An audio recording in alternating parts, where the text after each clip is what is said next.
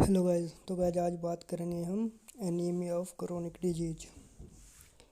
Actually chronic का मतलब क्या है? ऐसा एनीमिया जो कि बहुत लंबे समय से किसी पेशेंट को किसी क्रोनिक डिजीज की वजह से हुआ है। एक्चुअली अगर हम इसके रिस्क फैक्टर की बात करें, इसके रिस्क फैक्टर में आती है क्रोनिक डिजीज जैसे कि क्रोनिक इन्फ्लामेशन, क्रोनिक इन्फेक्शन और कैंसर वगैरह।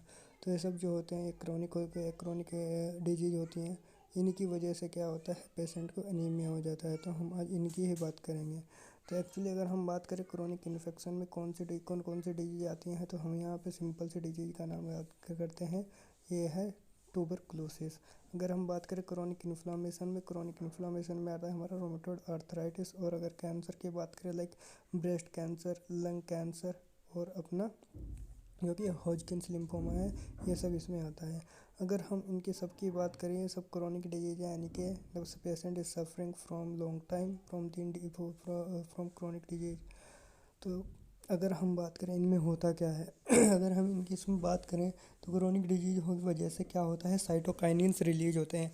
ये साइटोकाइनिन्स होते हैं जैसे कि हमारे इंटरल्यूकिन 6, इंटरल्यूकिन फर्स्ट और हमारे TNF अल्फ़ा। तो क्या हो जाते हैं, बॉडी में इंक्रीज हो जाते हैं। जब ये बॉडी में इंक्रीज हो जाते हैं तो इनकी वजह से बोन मैरो पे क्या इफ़ेक्ट होता है, हमारे लीवर पे क्या इफ़ेक्ट होता है, हम सब इन्हीं की बात करेंगे।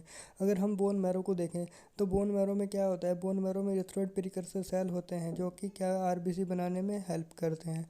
तो जो इरिथ्रोइड प्रीकर्सर सेल होते हैं वो स्टिमुलेट होते हैं जो हमारा इरिथ्रोपोइटीन हार्मोन होता है, जो कि हमारे किडनी की पेरिकैपिलर ट्यूबुलर सेल जो होती हैं उनसे सिक्रेट होता है इरिथ्रोपोइटीन, तो इनको स्टिमुलेट करता है। अगर इसको ये इनहिबिट हो जाए, इनहिबिट करता है कौन, साइटोकाइनिन, जो कि हमारे इन डिजीज की वजह से सिक्रेट हो रही थी। तो साइटोकाइनिन लाइक इंटरल्यूकिन 6, इंटरल्यूकिन 1 और TNF अल्फा ये क्या करते हैं, इसको इनहिबिट कर देते हैं। जिससे क्या होगा कि जो इरिथ्रोइड प्रीकर्सर सेल हो गए उनका फॉर्मेशन डिक्रीज हो जाएगा। जब वो डिक्रीज हो जाएंगे तो RBC का फॉर्मेशन भी डिक्रीज हो जाएगा। RBC का फॉर्मेशन डिक्रीज हो जाएगा, थ्रोड प्रीकर्सर सेल डिक्रीज हो जाएंगे। अगर हम बात करें इनका नंबर कम हुआ है, लेकिन इनकी नॉर्मेलिटी जो एबनॉर्मेलिटी है, इनकी इनमें कोई एबनॉर्मेलिटी नहीं आई है। तो इसलिए इस एनीमिया को हम कहते हैं, क्योंकि इनकी इनका जो मतलब शेप है, साइज है, वो नॉर्मल है। तो इसको इसलिए बोलते हैं हम इस एनीमिया को नॉर्मोसिटिक नॉर्मोक्रोमिक एनीमिया। तो ये होता है नॉर्मोसिटिक नॉर्मोक्रोमिक एनीमिया, क्योंकि RBC के शेप चेंज नहीं हुई है, ना साइज चेंज हुआ है, सिर्फ इनके नंबर कम हुए हैं। नंबर क्यों कम हुआ है, क्योंकि जो कि साइटोकाइनिन्स है उन्होंने क्या किया, एरिथ्रोपोइटीन को इनहिबिट कर दिया। अगर हम बात करें लीवर की, तो लीवर जो होता है हमारा, लीवर में ये साइटोकाइनिन की वजह से या तो प्रोटीन का अमाउंट बढ़ जाता है या कम हो जाता है। दो टाइप दोनों होते हैं, यानी प्रोटीन का अमाउंट कम भी होता है, कुछ प्रोटीन का अमाउंट ज़्यादा भी होता है।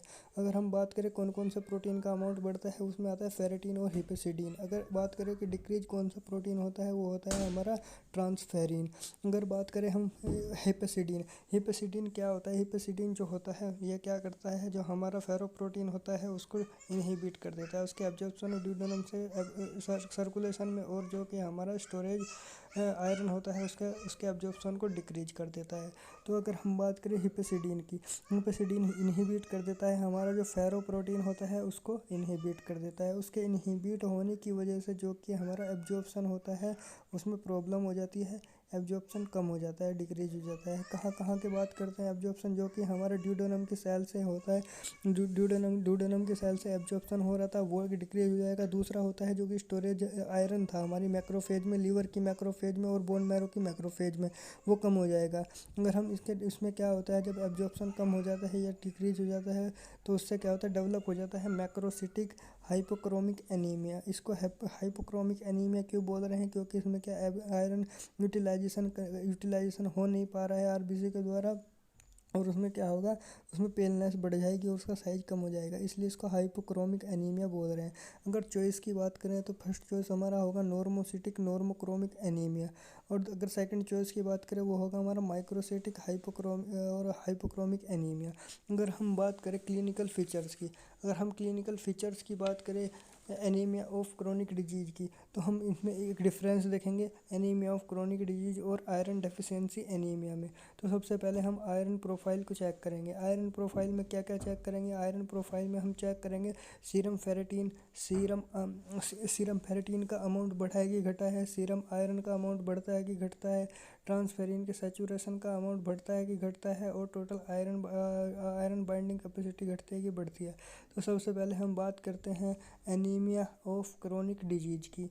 एनीमिया ऑफ क्रोनिक डिजीज में अगर हम बात करें सीरम फेरेटिन की, सीरम फेरेटिन का लेवल बढ़ जाता है। क्यों बढ़ जाता है? क्योंकि जो हमारे साइटोकाइनिन्स है उनका अमाउंट बढ़ जाता है बॉडी में, उनकी वजह से लीवर क्या ज़्यादा प्रोडक्शन करता है फेरेटिन का।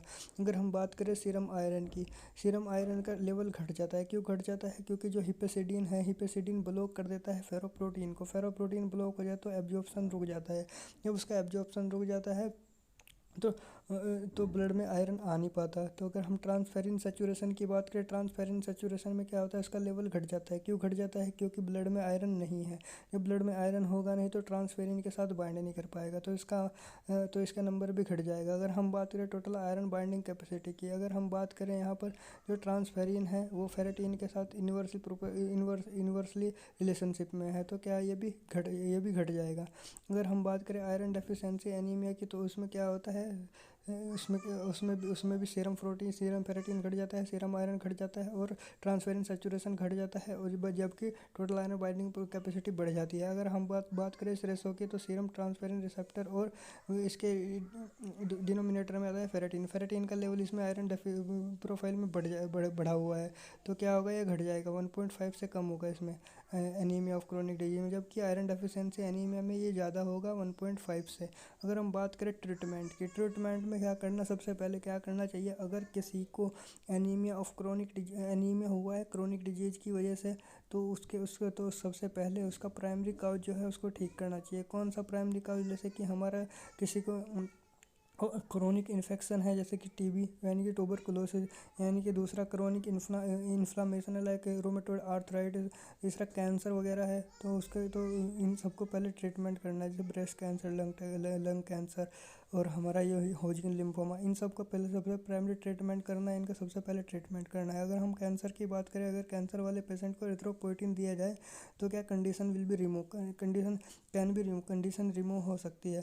अगर हम इस पेशेंट को मतलब एनीमिया ऑफ क्रोनिक डिजीज वाले पेशेंट को हम आयरन के सप्लीमेंट दे, वो काम नहीं करेंगे। क्यों नहीं काम करेंगे? क्योंकि हिपेसिडिन जो है उनका अमाउंट बढ़ा हुआ है। जब हिपेसिडिन का अमाउंट बढ़ा हुआ है तो वो इनहिबिट कर देगा फेरोप्रोटीन को। जब फेरोप्रोटीन इनहिबिट हो जाएगा तो क्या होगा? एब्जॉर्प्शन डिक्रीज हो जाएगा, तो यूटिलाइजेशन नहीं हो पाएगा आयरन का जब यूटिलाइजेशन ही नहीं होएगा तो आयरन सप्लीमेंट देने का कोई फ़ायदा नहीं है। अगर हम बात करें इसके